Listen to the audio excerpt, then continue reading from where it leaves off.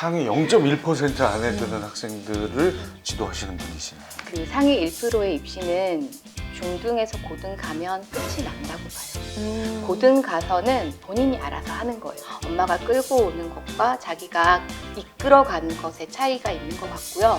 고등 때 시간이 없기 때문에 미리 준비를 해서 가는 게 옳다고 생각을 해요. 원칙이군요. 철칙이군요. 네, 내신은 기본으로 깔고 간다고 생각을 하셔야 돼요. 경험치를 쌓고 부딪혀보고 열심히 노력을 해보고 고등학교 가서 그걸 펼치라는 그런 얘기입니다. 우리 학생들이 압박감이 엄청날 것 같은데 실제로는 어떤가요? 많이 힘들어하는 아이들도 많아요. 실제로 특히 너무 이른 나이에 이제 선행을 시작해서 달리던 친구들 같은 경우에는 대치동에서는 불문율, 그러니까 입에 담지 말아야 할 말 중에 하나인데 중학교, 그다음에 중학교 때 1학년 때, 그다음에 6학년 때 1등이 끝까지 가는 게 힘들다 그런 말씀들을 많이 하세요. 그래서 아까 그 저희 5학년 아이 같은 경우에도 실제로 언제 얘를 공부를 스타트를 시작을 해야 될지 상당히 조심스럽고 어떻게 해야 될까 고민을 하고 있는 상태예요. 아, 우리 선생님의 자녀? 네. 어. 네, 수학도 하고 과학도 해야 되니까. 어. 그러니까 얼마 전에 드라마 중에서 그 39 그 드라마를 보면서 저희 애기 아빠가 그러는 거예요. 너가 만약에 저렇게 시한부 상황이면 너는 뭘 할 것 같아? 라고 묻더라고요. 그래서 우리 애기 둘 미적을 끝내야지. 미적을 끝내야지. 미적을 끝내고 내가 죽어야지. 눈이 안 감아질 것 같아 나는. 절대 눈을 감을 수가 없어. 그 힘든 걸 누구한테 맡겨 내가.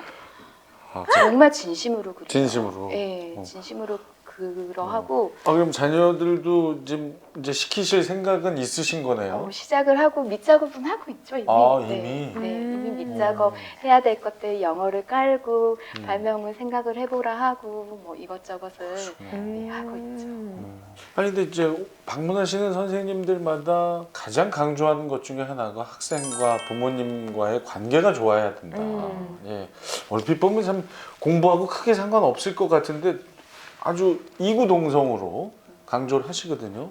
그런데 지금 오늘 선생님이 얘기하신 이 정도의 강도라면 부모님하고 학생 사이가 좋기가 쉽지 않을 것 같은데. 이렇게 이제 힘든 공부를 하는 것 중에서 이제 아이들이 가장 서운해하는 건 엄마 아빠가 왜 나만 힘들게 하고 이 힘든 걸 몰라주느냐. 근데 공부를 하면서 느끼는 외로움 같아요.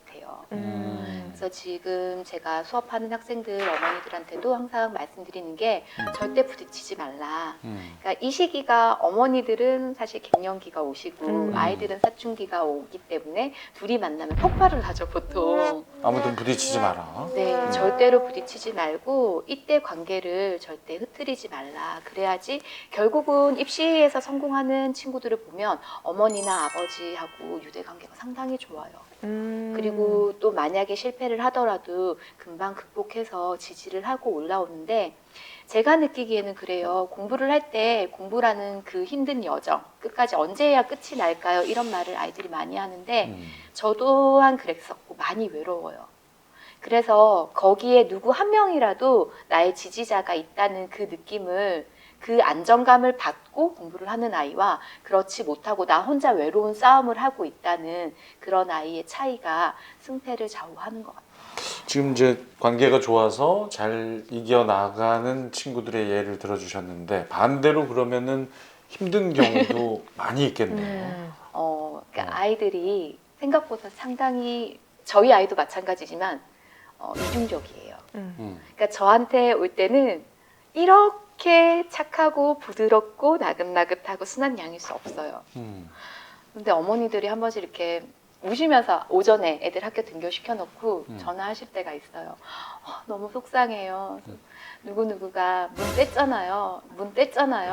갑자기 떨어져 나갔대요. 여학생이었는데. 문을 뗐다고요? 네, 너무 세게 닫아서요. 그러니까 화가 나서 세게 닫아서. 왜 그랬을까요? 하고 여쭤봤더니 10시 반 돼서 학교에 갔다가 집에 왔는데 아버지가 TV를 트셨대요. 그래서 아유, 애 공부하는데 TV 좀 나중에 보시지. 제가 그랬어요. 그래도 네. 아이 편에서. 그랬더니 어머니가 그러시더라고요. TV 소리가 선생님 너무 아니었어요. 띵 하는 그 소리가 너무 거슬렸대요. 띵. 예, 그러니까 처음에 켜질 킬 때. 아. 그러니까 많은 아이들이 이제 감정 해소를 부모님한테 많이 하는 편인데 네. 이제 그 중에는 나만 힘들어가 왜 나만 힘들어 그 심리가 가장 큰 것 같아요. 저도 오늘부터 좀 조심해야 되겠습니다. 제 아이가 숙제할 때는 25, 21을 보지 말아야 되겠네요. 제가 아직 39까지는 못 보고 있고요. 지금 25, 21 얼마 전에 종영해서 지금 몰아보기 하고 있는데. 근데 그럴 수 있을 것 같다는 생각이 드네요. 나만 왜 이렇게 힘들어야 하나. 이게 선생님의 입장과 음. 부모님의 입장이 되게 다르다는 걸 저는 항상 많이 느껴요. 우리 방금 혜원 선생님도 말씀하셨지만 아이들이 선생님하고의 레포 형성은 그렇게 어렵지 않은 것 같아요. 제 개인적으로 느끼기에는. 왜냐면 제가 칭찬을 많이 해주고 응원을 해주기가 쉽잖아요. 그냥 공부할 때만 도와주니까. 근데 저는 아이들 예쁜 모습만 보잖아요. 근데 부모님은 안 예쁜 모습을 다 일거수일투족 관리하셔야 되니까 너무 힘드실 것 같다. 이렇게 말씀을 드리는데 우리 혜원 선생님께서는 부모님들께서 그렇게 힘들어 하실 때 아이들과의 관계로 인해서 주로 어떤 조언을 해주시나요? 가장 많이 해드리는 말씀은 아이의 상황을 말씀드려요. 얘가 무엇 때문에 어떤 상황이고 이래서 좀 예민한 것 같으니 어머니들을 납득을 시킬 수 있어야 돼요. 얘가 괜히 이렇게 왜 이런 난리를 치지? 이렇게 생각을 하시는데 그럴 만한 아이가 오늘 얼마나 힘든 하루였는지에 대해서 그 다음에 얼마나 밖에서 다치고 왔는지 그런 이 과정이 얼마나 어려운지에 대해서 설명을 해드리고 거기에 대해서 어머니들이 이제 수긍을 하시게 되고요. 그 다음에 되도록이면 부딪히지 말라고 말씀을 드려요. 그리고 맛있는 거 많이 해주라고. 저도 공부할 때 맨날 먹고 싶은 거 그 노트 제일 뒤에다가 이렇게 써가면서 줄치면서 먹으면서 했었거든요. 네, 그 나이 때는 먹는 게 최고인 것 같아요. 정말 인간미 넘치는 모습이 종종 보이시는 것 같아요. 근데 웬만하면 부딪히지 말고 이해를 해야 되겠군요. 하긴 입시를 준비하는 수험생들은 어느 시기든 힘들죠. 그쵸. 저희 때부터 유행했던 얘기가 왜 숨도 쉬지 말라고. 고3 수험생 있는 집에서는 숨도 맞아요. 쉬지 말고 살아라라는 얘기가 우스갯처럼 들릴 정도니까.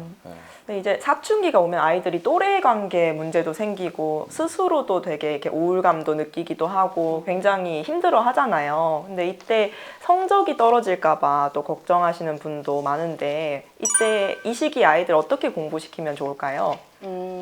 가장 중요한 건 사춘기가 오기 전에 이제 그 또래 집단을 형성할 수 있도록 특히 이제 여학생들도 그렇지만 남학생들 같은 경우에는 같이 운동을 하면서 어느 정도 잠깐 놀 수 있는 그런 여건을 만들어줘야 돼요. 그러니까 예전에는 그게 당연한 거였는데 특히 대치동 쪽은 학교를 다니면서도 그렇게 친하지 않고 또 시간 맞추기도 되게 힘들어요.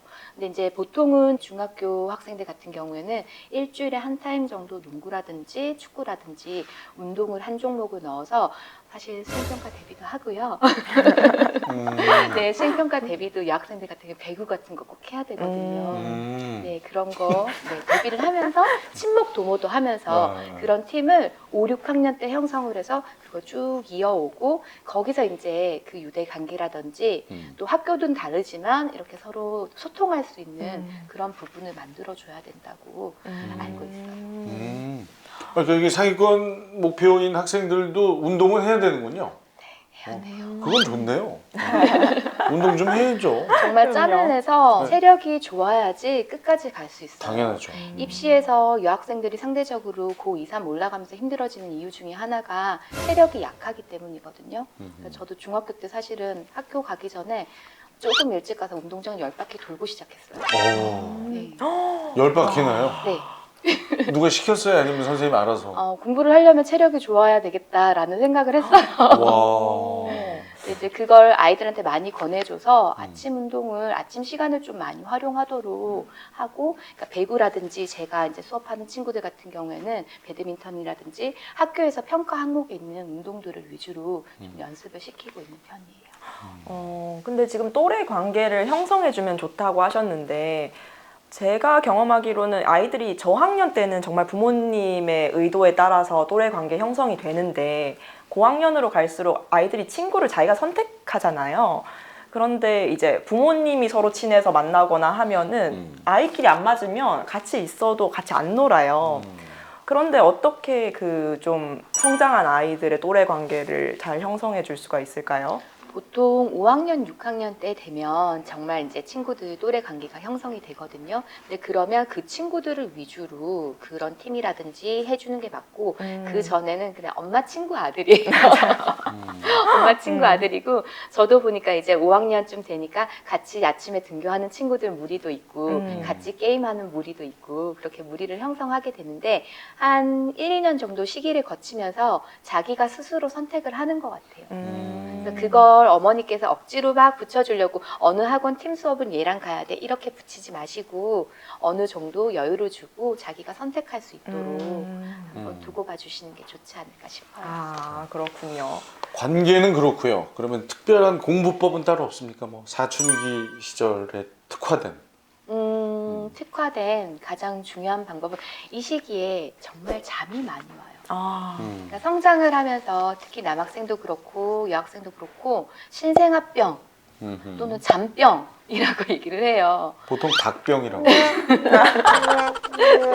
많이 자요. 근데 그게 호르몬 분비하고 뇌 발달 과정이기 때문에 어쩔 수 없는 것 같아요. 그러면 저는 이제 학생들한테 수업을 하면서 특히 이제 과학 수업을 할 때 많이 얘기를 해줘요.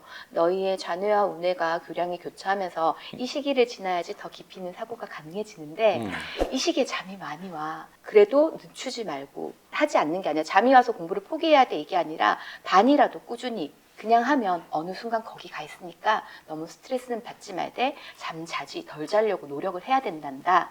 이 얘기를 많이 해주는 것 같아요. 그다음 암기 과목 같은 경우엔 특히 중학생 때 폭발적으로 스펀지같이 흡수를 해요. 고등학교 때 공부가 이해 위주라면 중학교 때 공부는 암기 위주예요. 이 시기만큼 암기가 잘 되는 시기가 정말 드물어요. 우리 급성장기가 있는 것처럼 급 흡수기가 있어요.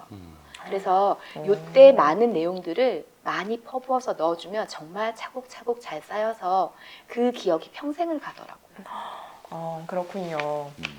퍼부어서 쌓아줘야 되는. 네, 상당히 조근조근 아주 거친 용어에서 흡수 위에 퍼부어서 싸줘라. 근데 그게 아이들이 서로 상호 협력이 돼야 돼요. 그러니까 나는 지금 너가 왜 이 시기에 이게 어떻게 되는데 이걸 네가 요만큼 해주면 좋겠어. 그러니까 아이한테 무조건 해. 이건 무조건 이 학원은 가야 돼.가 아니라 너가 이걸 재밌어하면 이 과정을 하려면 수학이 이 정도까지는 나가 있어줘야 돼. 그럼 우리 조금 더 이걸 챙겨보자. 그다음 너는 이 과목은 잘하는데 이 부분은 좀 부족한데 안 했던 것도 한번 해보자라고 설득을 하고 서로 얘기를 교감을 나눠야 돼요. 네, 그 중에서 이제 학원을 많이 보내시게 될 건데, 그러니까 제가 가장 어머니들께 당부드리는 것 중에 하나는 아무도 이 아이가 어떻게 입시를 하고 어디까지 가는지 책임은 안 져요. 그 과정을 완벽하게 가르치고 수업할 뿐이지 얘의 성취도가 얼만큼이고 그 다음 단계 무엇을 해야 되는지는 어머니들이 결정을 하셔야 돼요. 그러려면 어머니들께서 성적만 받고 내 아이가 점수가 이 정도구나가 아니라 이 정도 어느 정도 수업을 했으면 어느 정도 성취도가 나와야 되고 이 정도면 어디까지 가능하고 얼만큼의 이해도인지를 반드시 파악하고 학원 측에도 요구를 하셔야 돼요. 이 과정이 있어야지 또 선생님들께서도 조금 더 신경을 써주시고 효과적으로 학원을 다닐 수 있을 것 같아요. 너무 공감되는 말씀이세요. 학원도 학생들이 워낙 많으니까 저도 상담할 때 학부모 상담할 때 부모님이 우리 아이가 이런 점이 조금 보완됐으면 좋겠는데 이 부분을 좀 신경 써주세요 라고 상담 때 말씀을 해주시거나 아니면 요런 면에 나는 교육적으로 관심이 있다 라고 말씀을 해주시면 그 아이 볼 때는 그 부분이 많이 보이더라고요. 그러니까 적극적으로 부모님들이 이 학원 측이나 어떤 선생님 측에 요구를 해야 되는군요. 그 체크를 하셔야 되고. 네, 음. 적어도 일주일에 한 번 정도는 음. 아이가 학습한 부분을 체크를 하시고 음. 성적이라든지 아이의 성적만 보시는 게 아니라 평균이 어떻게 되고 그다음에 이 아이가 지금 어떤 과정으로 따라오고 있는지 성적이 하향하고 있는지 상향하고 있는지 어느 파트에 관심이 있는지를 점검을 매일 하시는 건 너무 힘들잖아요. 사실 저도 매일은 못해요. 일주일에 한 번. 요일을 잡아서. 네. 평소에 저 39좀 보시다가 일주일에 한 번은 그래도 해서 TV 켤 때 진짜 조심해야 돼요. 팅 하면 띵 이제 하면 안 돼요. 네. 아 오늘 아주 저는 뭐 너무나 제가 이 같은 하늘 아래에서 이런 일이 지금 일어나고 있는 게 맞나 싶을 정도로 새로운 이야기를 들어서 아주 신선한 충격을 좀 받았습니다. 네. 하지만 이게 현실이네요. 특별한 목표를 가지고 있는 학생들의 댁에서는 고민하고 있는 사안이군요. 네.